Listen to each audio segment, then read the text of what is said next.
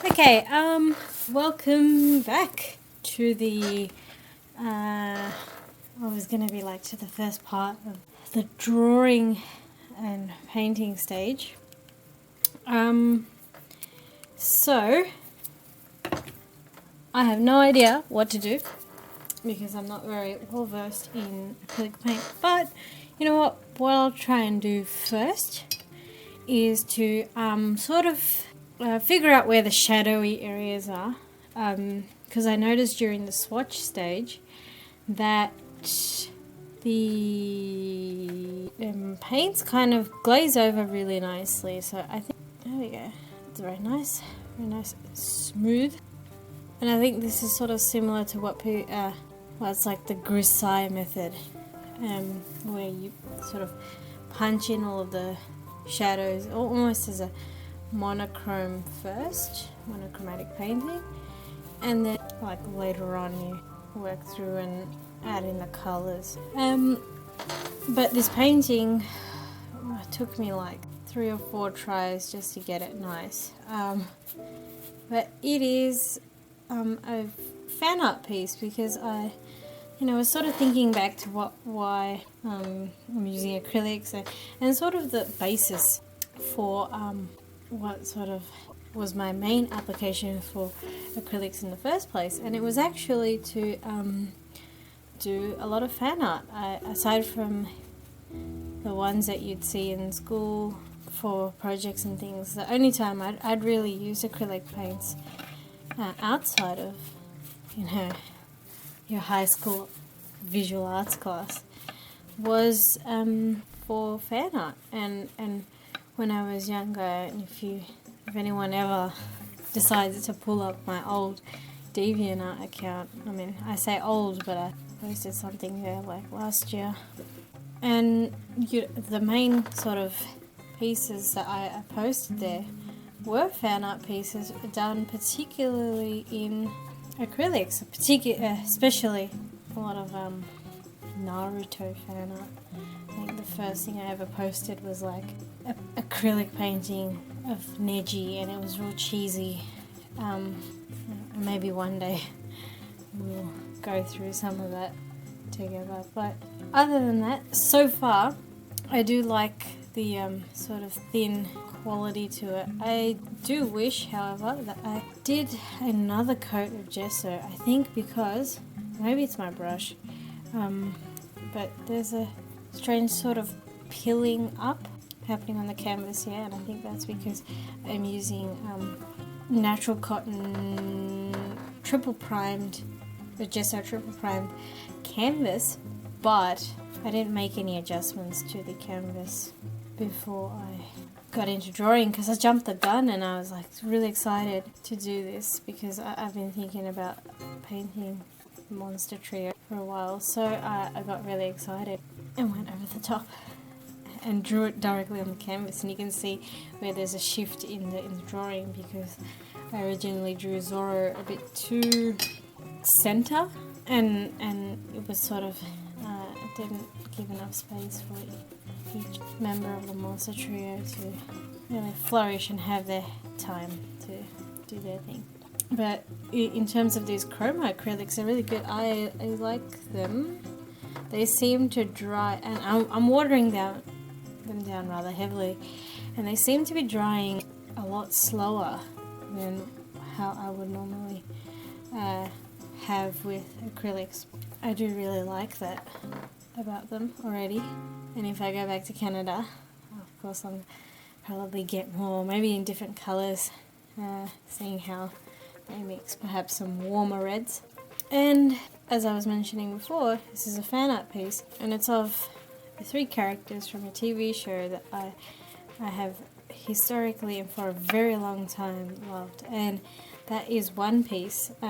created originally in the manga form by Eiichiro Oda,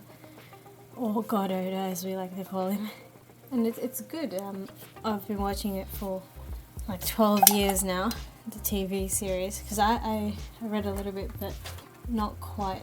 as far as where I watched, or where I'm still watching up to. And sort of the inspiration for this piece was seeing after not watching the episodes for a very long time, about a year and a half, seeing how everybody's going, particularly Sanji, which is where I'm up to now, the Whole Cake Island section, and I really enjoy it, and it always brings back what is really important and why people love it so much, feeling family and connectivity. And I've been really happy to follow it for so long, and I'm kind of going through like this weird craze where I have to do a lot of One Piece related stuff or I'll explode. But yeah, I chose the Monster Trio, funnily enough, because especially Zoro, who was the hardest I found to draw and get correct, because Oda's got a really distinctive art style, and it's not one that sort of is close to how I would generally paint people or things. Yeah, I had to sort of adapt it for my own hand, I suppose. Yeah, and Zoro was really difficult for me to draw. Sanji is okay. Sanji's not too bad. I think because in terms of physical appearance, Sanji sort of looks like someone who could pass in real life, if that makes sense. Like, someone who parts their hair that covers their eye. I think the only sort of unnatural aspect about Sanji is his ridiculous eyebrow. But other than that, he's pretty much, in relation to the appearances, a normal person. So you could use references and stuff and figure it out. But Zoro, obviously he's got green hair, but he's drawn with this sharpness in the manga, and of course as his Oda's art style has developed over the years, but still there's this really, square sort of element to Zoro, and it's something that it's a little bit harder to translate into another style, and almost it gives off this thing where if you don't draw him in Oda's style, he kind of stops looking like Zoro. Same thing with like Luffy. Even here, Luffy, because Luffy is, funnily enough, my least favourite of the three characters here. But thankfully I'm only drawing the back of him, so it's not that unrealistic. Otherwise I would have had a real hard time translating him to another, I wouldn't say style, but my way of doing things, especially in acrylics, because to be honest, I have no idea what I'm doing right now. I'm just sort of filling in the darker areas in the shape, and I'm talking through all of this, but it probably get sped up. Sanji sort of stagnated for me as a character, in the first half, and then after the time skip he started to get a bit generic, I guess you could say, a bit too cliched, in his way, classic Sanji style. But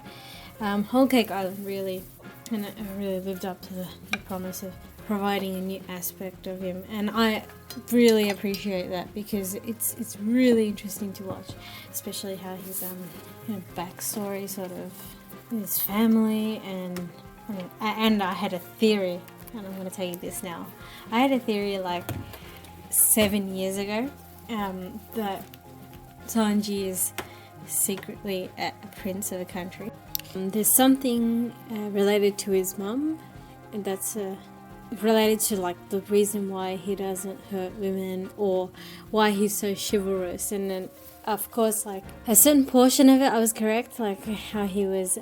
Prince of the North Blue. Obviously, sorry, spoilers if you haven't gotten up to this part, but him and the Vinsmoke family, and it sort of made sense why he would be like that. But less about my crazy One Piece theories, and I love them so much that I sometimes lose sleep over them. But back to this painting, what I found really difficult, as I mentioned earlier, particularly using an art style that's derived from a manga or a comic, and one that is so heavily stylized like One Piece is, I found it really hard to add these sort of realistic details to something that is generally pretty simplified and detail free anyway. What I mean by that is that the comics and the art style in particular is drawn really simply and very straightforward. You know, it's just got the shapes, and there's not, like many comics actually, there's not that much detail put into it because you have to keep drawing the same things over and over again, and it's not viable anymore to do these wonderfully detailed finished pieces of artwork for every page, especially when you have to create a new chapter pretty much every week. So adapting from that into something that was refined required me to sort of think outside the square and to really sort of fall back onto the references and understanding how a face would sort of look when copied over from that style. You know, like I said with Sanji, he's got a hair parting over his face, and it's like a gentle wavy hair. So I had to look up references for how that would affect the shadows in the hair, how that would affect the shadows in the face, whether it would fall onto the cheek, and how those shadows sort of interact with blonde hair. And he's got a rather obvious blonde hair in the anime where the colors are quite saturated and very strong, but here we had to add these sort of subtle colors to really match the sort of style that I was going for, because I wanted to make it sort of realistic but still sort of keep the features that would make the character distinct. So in this case, again with Sanji, who I found the easiest to paint, it would be the parted hair, blonde hair, cigarette, and the curly eyebrow. And then from these sort of features you could sort of derive, oh, that's Sanji, that's how I would sort of imagine him to look like if he was sort of in the real world. And same thing with Zoro. And you'll notice as I go on, I actually work on Zoro a lot because I had a hard time sort of getting that skin tone that would reflect a similar skin tone to how he's coloured in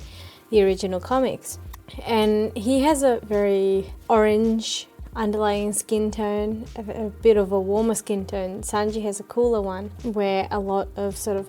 white and purple are used. But with Zoro, because of his green hair, it throws off the colours, especially in the red. So sometimes it makes him look too brown and too on the red side because of the green contrast in both in his background and in his hair. And later on, you'll see that I actually changed the background and make it a bit darker to sort of make his yellow tones in his skin sort of stand out a bit more. And another thing that I found really interesting is that neither of the characters of whose